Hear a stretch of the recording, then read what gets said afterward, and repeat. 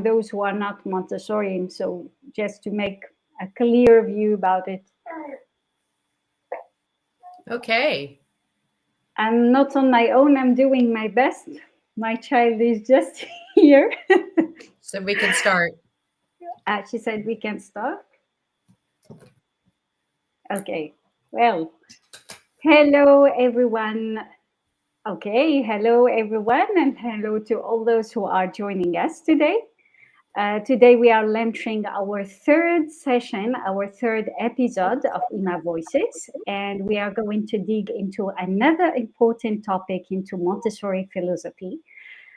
We are going to dig more today into freedom and discipline. So I would like, first of all, to thank everyone who really clicked the link and joined us, because this is really an opportunity to know more about freedom and discipline. So it's really welcoming to everyone, for educators, parents, to everyone, but it's also for new into Montessori.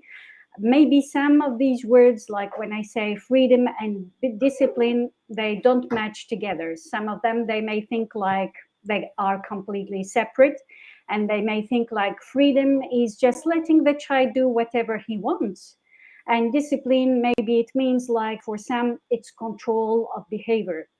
But in Montessori, generally these ideas take on a very, very different meaning, and this is what we are going to explore more together.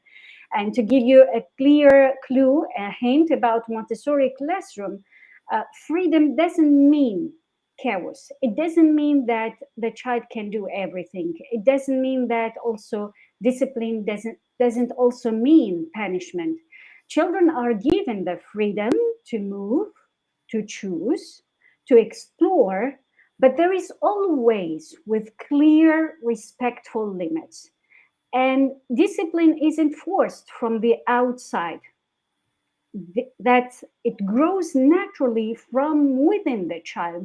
That's why we talk in Montessori about inner discipline. So as they learn how to make good choices, how to take care of themselves and take responsibilities. So, to help us understand more this beautiful balance about freedom and discipline, we are thrilled, and I'm personally thrilled and honored to welcome a very special guest. I had the pleasure to meet her and to work with her throughout IMA Association, Dr. Shawn Edward. She is a Montessori coach, a trainer, a positive discipline expert, and honestly, many other caps that I hope Shawn would be introducing us more to that. Hi, Shawn, and hope you are doing well. Hi, thank you so much for that lovely introduction. So I've been in Montessori for about 35 years. I taught for 15 AMI elementary, and then I was a head of school for 18 years, and now I have my own coaching and consulting business, because yes, you are right. I'm also a positive discipline trainer. So I work a lot with parents, Yes. and I work a lot with educators. And I have a master's in coaching, and pretty much most of my clientele are parents or educators, because that's my expertise. So yes, I love the topic of freedom and responsibility. Mm-hmm. Because I think it's not just about what we do in schools. It really pertains to humanity at all ages. There's a quote from the book called The Montessori Method, where Maria Montessori writes about this. And she says, discipline must come through liberty. Liberty is freedom, right? Absolutely. We do not consider an individual disciplined only when he has been rendered as artificially silent, as a mute, and as immovable, as a paralytic. He is an individual, annihilated and not disciplined. All right. So yes, it means that Maria Montessori wrote in very verbose, script. But in summary, what this means is, just because a child's sitting quietly, not making noise and following instructions, doesn't mean he understands the relationship between freedom and responsibility. Yes, that's what we are going to dig more today. And we are, as I said, pleased to have you because I guess the field that you have chosen and the different caps you went through, especially being a positive discipline coach, it helped also reinforcing the concept of freedom and discipline. And I would love to really come from that point in to what extent having the positive discipline certificate or having the cap of a positive discipline coach helped you in your Montessori practice, whether as a trainer or as a coach or earlier in your ages as an educator. Hmm. Well, I think I have a big answer to that, which is probably going to cover a lot of territory. Um, but I'm going to kind of back up a little bit to also suggest E.M. Standing wrote a book called Maria Mhm. Montessori: Her Life and Her Work. And there's a section in that book where he talks about Maria Montessori's philosophy of the three periods, three stages of discipline. Yes.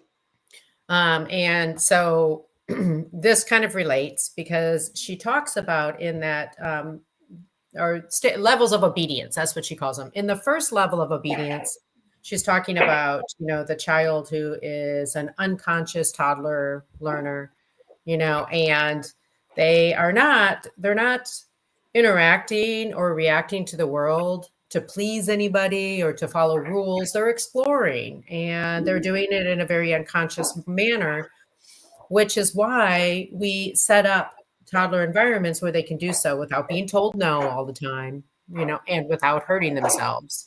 So the environment is prepared for them to safely and productively and purposely explore, Mhm. which is not the case in many environments. And so, yes, the environment and the teacher, right, are the two main factors. So with freedom and discipline and freedom and responsibility, you have to consider the environment too. How are we Mhm. going to prepare an environment where a child can have some freedom to succeed, some freedom to make mistakes, and to learn how to repair? Yes. So in that first level of obedience, right, they're those unconscious learners, and then they get into that second plane of development, that past the age of 3. And now they are more conscious learners Yeah. and they can obey, um, Sometimes we understand. call, They yeah, understand boundaries and limits and rules, and they can choose to obey or not. yeah, And then oftentimes that's called the second level of obedience, right? Where yeah, we obey because we're expected to. But what Maria Montessori's goal was to empower and encourage children and human beings to reach stage 3 of obedience, where they have an internal locus of control and they're making decisions out of a deep sense of integrity. Not mhm, because I'm not making a decision anymore because you're going to be happy with me, and I'm not going to sneak around and do something that you're not going to know about because you're going to be upset with me. I'm making decisions out of a deep sense of integrity because I'm a mature, well-adjusted, Maslow's hierarchy of needs, self-actualized human being. So that mhm, was her goal. And unfortunately, most adults have not reached that level of obedience at 3, that third level of obedience. We're usually stuck at level 2, yeah, right? So if you think about human beings driving down the road and there's a policeman off to the side, if they're in the first level of obedience, they're just going to keep speeding. mm, If they're in the second level of obedience, they'll all of a sudden slam on their brakes and slow down until they no longer see the policeman. They're in the third level of obedience. They're just not speeding because they're yeah. making, those responsible decisions. So that is her goal. But Does her this goal, mean that we are constantly working on our internal discipline? That, I mean, throughout what you have just explained, like if I try to sum it up briefly, the first age is, or the first stage is the explorer age. The second stage is like the age of rudeness, as Maria Montessori stated in the 6 to 12. And then we have the third stage of development, and we may say like the internal discipline started to be really manifested through the third stage? Or how can we say, like, at what age can we say the child begin to show internal discipline? Well, hopefully as early as possible. With every child, it's going to be a little bit different. Mm-hmm. And it really every successful developmental stage builds on the other. So, for example, in the 0 to 6 age, we as Montessorians encourage consistency, routine, and order so that a Yes. child begins to feel safe in the world and see the world as abundant. Mm-hmm. And then they have an internal sense of order. But if you don't give them that structure, they're not going Mm-hmm. to have that internal sense of order. So then Yes. you're going to have to still impose external order for children when really you shouldn't have to if you've provided what you needed to at the beginning. So it's about providing consistency, routine, and order so that you can provide more freedom within limits as they enter that second plane of development at age 6. And hopefully now they can start making really good decisions with some freedom. Mm-hmm. Yes. Unfortunately, some parents and adults, sometimes fail to provide that consistency, routine, and order for the 0 to 6. So now you still have to impose um, some decision making on these children until they can actually start to internalize that sense of order and start making some decisions on their own. Mm-hmm. Um, and the environments for elementary and even primary are designed, and children are encouraged, right? Number one, to love learning by the way that the Yes. lessons are presented, but then they're encouraged to make choices when they come in during the day. Mm-hmm. And then there's all this focus on respect for the environment, respect for each other, respect for self. One of the ways that we respect ourselves is to do our best work and to continue to grow and make choices that are going to challenge us and help us move forward and grow. And so those are the messages that are giving so that we're continually empowering them to be managers of themselves and really managers of their own education. And so children can't develop responsibility without freedom, and they can't have freedom without responsibility. Mm-hmm. They need to be free to really show that they are capable and they have self confidence to do things. And once this freedom is established, we can set some limits. So it has to be like uh, in a mutual way. Freedom cannot work without discipline, and vice versa. Can we say that?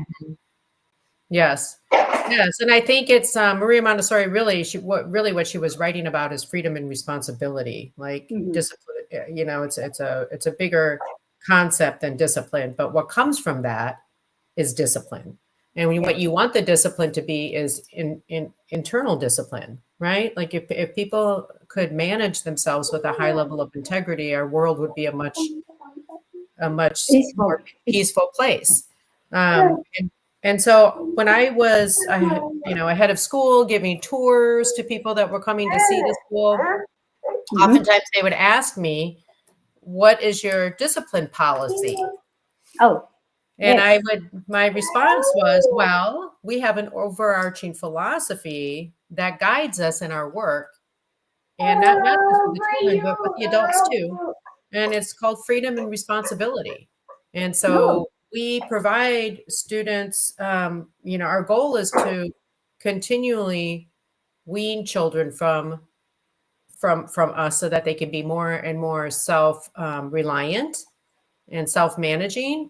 And so we provide freedom to children as they show that they can be responsible for it. Now, Absolutely.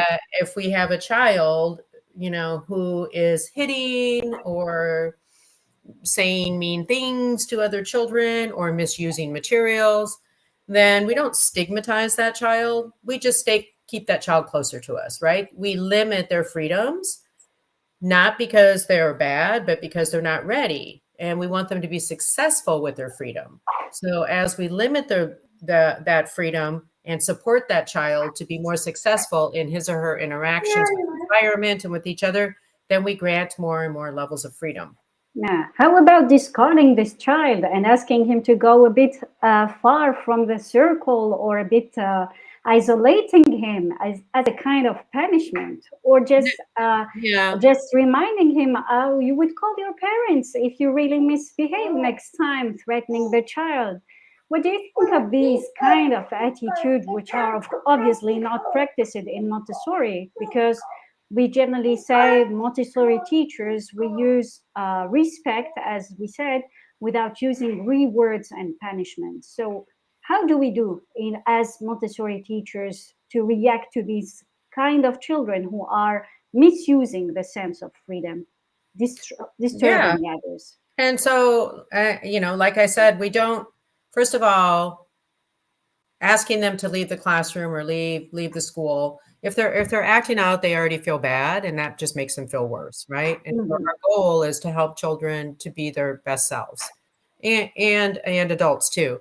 And it is also a form of enabling, because we're making decisions and choices for that child about where he's going to be, and who's going to be in charge, is call his parents, rather than keeping that child a little closer to you, having conversations with them, asking him questions about how his day is going to be better tomorrow, so that he can start to problem solve and become solution oriented and start to grow. But if we're constantly disciplining children and imposing disciplines on them, that's really a form of enabling, because we're not helping that child discuss what went wrong, discuss what went well, what are some ideas that you have for tomorrow to go better. We're not helping that child become solution oriented problem solvers. So we don't kick the children out, we don't call their parents, we limit their freedom a little bit, and we don't do it by announcing it to the whole class. We're just, hey, they're, in the morning, when this one child that is struggling comes in, oh, Johnny, why don't you come over here? Let's talk about how your day is going to go. Let me help you plan your day. Oh, great. Where do you think that you can sit today while you're working and keep your hands to yourself? What's the best choice for you to be able to do that? So you're constantly, helping them make choices that are going to be beneficial to their growth and development, and keep everybody else safe. And sometimes you may have to say, "Oh, could you come over? I need you to come over here and sit with me for a little while." Sometimes you have to make choices for them, but the goal is, right, how independent can this child be in the future, and how am I going to get him or her there? Yeah, absolutely. The question why I ask this, because many people believe like class management is really controlling the class and being there up. Obviously, as a guide, you need to have control on everything, and everything is under your control, and the class is quite absolutely working well. While this is not, of course, the Montessori way, and management for Montessori is like to enable the child to self manage, to self regulate his emotions, and to give him the clues, as you have mentioned throughout the different examples you stated, is to help him really reasoning about his deed, whether it's good or bad, and to make him work on being a better person every day as long as he is in the class. And Mm-hmm. therefore, I think you joined me when you said about the prepared environment in Montessori. And we talked many times about the prepared environment. And I would like really, if you could share with me some examples on how does the prepared environment encourage children to self-regulate and to really work on their behavior and inner, let's say, incorporate this culture of inner discipline. Mm-hmm. Well, Montessori environments are set up differently than more traditional environments. Mhm. Particularly, at the elementary level, where in a traditional school, oftentimes children are sitting at desks and they're facing one direction. And it's a teacher centered environment where the teacher stands up, well, and gives them lessons. And oftentimes, too, in traditional settings, or most often, the children are all one age, right? So you'll have the teacher standing at the front of the room giving all of the second grade students a lesson on subtraction. And first of all, that doesn't serve the children, because a third of them are going to be properly challenged, a third of them are going to be bored, and a third of them are going to be just completely lost. So the Montessori environment is a mixed age group so that children can find other people in the environment who have similar passions and similar skill levels, Mhm. no matter their age. We also prepare the environments with tables where the children can work together in small groups. And the materials, the environment is takes the place of that teacher in the front of the room giving all the instruction, Mhm. because the materials that are on the shelves that the children have been presented with are their learning. That's those are their instructors, right? They take those fraction plates off the shelf and they practice their fraction. Yeah. And they take that grammar box off the shelf and they practice that, understanding the adverb. And everybody in the environment doing what they need to be doing to progress in all the different subject areas, right? You don't have, and then it's a very dynamic learning environment where people are doing different things and children are learning by watching each other, as well as by learning from working on whatever it is that they're working on. Yeah. So the It environment makes, is set up for choice of yeah. where to sit, choice of what to work on. And even though there are limits, right? There are lessons given and expectations for follow-up work and progress and submission of completed work. But the children get to figure out how to manage that and how to get those things done and make choices throughout the day of how to get that done, which is also a practical life skill of time management, right? And Yes. prioritization and goal setting, which is what we do as adults. Mhm. So prepare And them as when they're young. Yeah. And as you said, as adults, and I imagine myself like newly into Montessori environment, having different groups, and each group is working on a specific area, and the class is very dynamic. And you may, of course, in a 6 to 12, have like heard that the class can.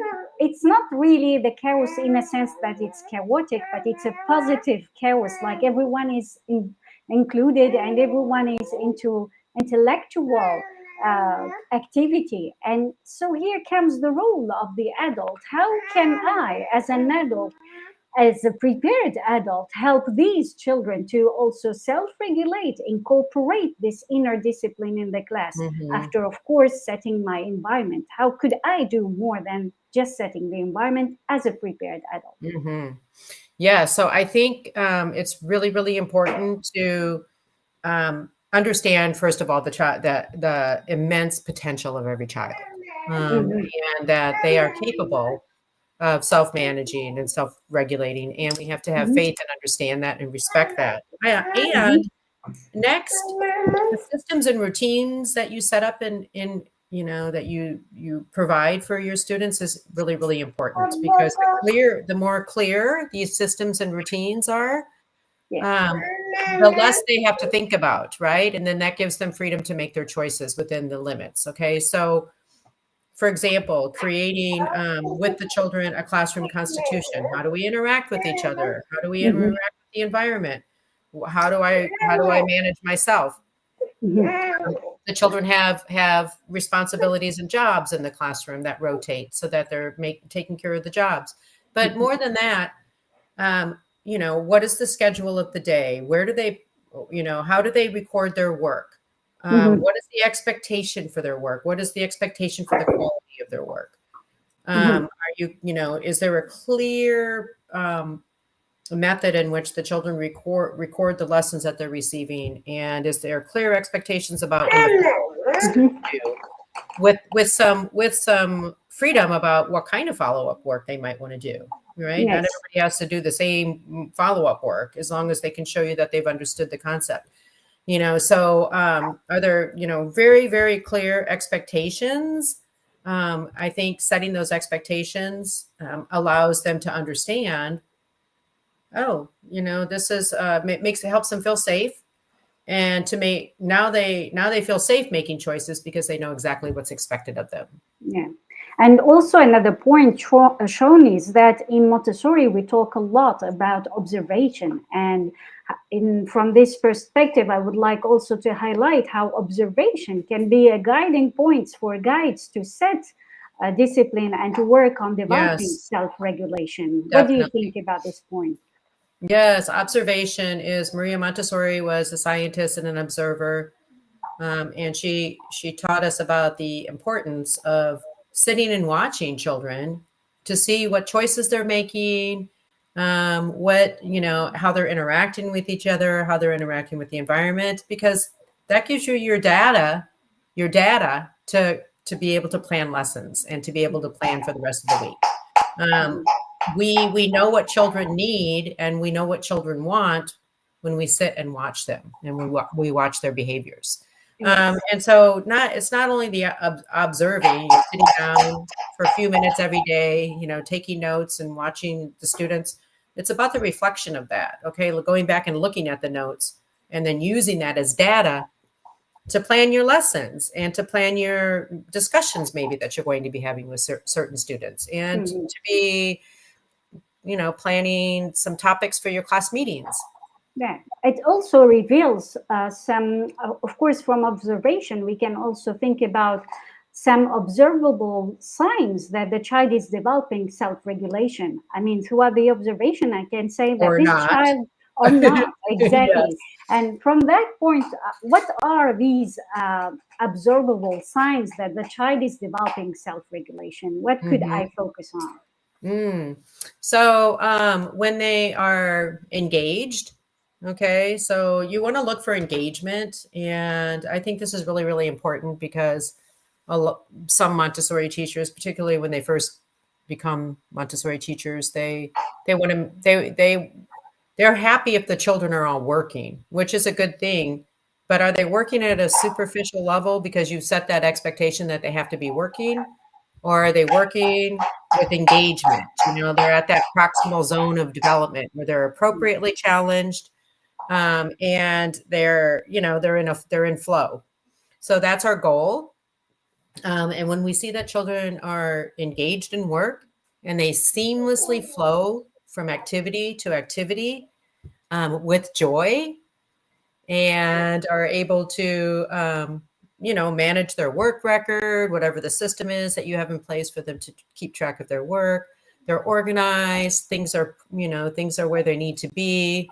They put things, they have great respect for each other and for the environment, returning things, to the shelf with very limited help or guidance from the teacher. So when they're doing those things kind of, on their own, like Maria Montessori says, if you do your job well, that you can the children should continue to work as if you do not exist. Yes, So now you I can see just that the see the children are, environment, yes, and they yeah. are working, and they're challenging themselves, they're engaged, they're seamlessly flowing from work to work. And of That course, is a in a beautiful group thing. as well. In the 6 to 12, for example, we work a lot in groups. And you Absolutely. could observe some signs that the child is really developing self regulation in a way he interacts with the group, the way he really delegates, the way he answers some questions, the way he works with his peers, and they work on a project. This is also manifested in group work for the 6 to 12 stage. Yeah. Yes. In elementary, I'm glad you brought that up because yes, they're social beings now, right? And Yes. in primary, they're in that stage of self-construction. So we want them to get to the point where they come in, make choices, work throughout the work cycle, which is typically 2.5 to 3 hours in the morning, and with limited guidance, eventually with limited guidance from the teacher, unless they're having a lesson. Now in elementary, they're no longer in that stage of self-construction. They're in that stage of who am I socially? What value do I bring to this group? Mhm. And how do I recognize and appreciate the value of the other members of the group? And so you give the lessons in small groups, and then you send them off to work in small groups. And social and emotional intelligence is something that we look for, right, in elementary. And so being able to, like you said, being able to engage in a conflict resolution, Exactly. where Yeah. to successfully after you've taught them how to do that. Um, how to agree to disagree respectfully, Mm. how to respect somebody that they really don't like, right? And if Yeah. we're in a classroom with 25 students, we may not like a couple of students in there, but we are going to respect them because we're going to live with that person for 3 years likely. So yeah, there's a lot of the social and emotional Yeah. character development that you look for as well. Yeah, and now some educators, they may be listening to us. They may be thinking like, well, I set up in the class a class code of conduct. I also organize with them child guide conference. I work on the peaceful method. I try to work on conflict resolution, but still it doesn't work. So it's still some challenging for some educators. They are struggling with some children to set boundaries. And how can we, and what would you say to educators struggling with children who consistently push boundaries? They Mhm. know the rules, they know the code of conduct, they still push the boundaries, and they still cannot really cope within the Mhm. environment. What So would we say to that? I would say that you think about freedom and responsibility. That child is telling you, giving you a message that he Mhm, or she cannot handle the freedoms you're giving him mhm, successfully. So if that child needs maybe a special place to sit that's close to you, your assistant or you, whoever's on the playground with them, want to make sure that you're standing close to him so that you're watching him. So you limit and you restrict the freedoms without punishment because it's supposed to be a support, a measure of support, not a punishment. And then, mhm, you may even have to choose that child's work for a while. mhm, I need you to sit here. You're going to get to sit here. I'm going to have you sit here this week because I see that you're struggling with getting your work done. mhm, And hopefully, you'll mhm, have less distractions here and you'll be able to get more work done. mhm. And then maybe you're even choosing the child's work and making a list for them. All right. Yes. So maybe you do that for a couple weeks. And then you Mhm, say, hey, Timmy, how about I choose 2 pieces of work for you and you choose one this week? So mhm, now you're moving towards more, little tiny measures of self management. mhm, Eventually, you'll say, how do you feel about choosing your own place to sit today? And okay, he goes and decides he wants to sit with some friends and it doesn't go well. Well, then we bring, mhm. okay, well, do you think that went well? Did you get anything done today? All right. Well, No. I guess you're not ready yet. But I know you will get there. You will get there. All right. So you're constantly being encouraging, Yes. and instead of punitive. And then, restrict the freedoms and give little bits of freedom as they show readiness for it. Exactly. So to conclude, we can say like if we want to give practical tools and some practices for our teachers using tomorrow to foster respectful discipline, what are, let's say, 5 key tools the teachers could use to start being practical into setting for a respectful discipline? 5 tools. Yes. Let's end up so everyone can remember these 5 tools once we just finish our conversation. They are still stuck into their mind to work on. All right, you may have to help me with 5, but I am Sure. observation for sure. Um, Consistency. um, well, consistency, routine, and order for Yeah. the younger children, and Mhm. then establishing solid and consistent routines and systems. Right, making sure that as the preparation of the adult and the preparation of the environment have to be prepared with Yeah. strong, predictable, and consistent systems and routines Yes. in the Good. environment. So Um, prepare the environment, constructed and clear system of routine. Yes.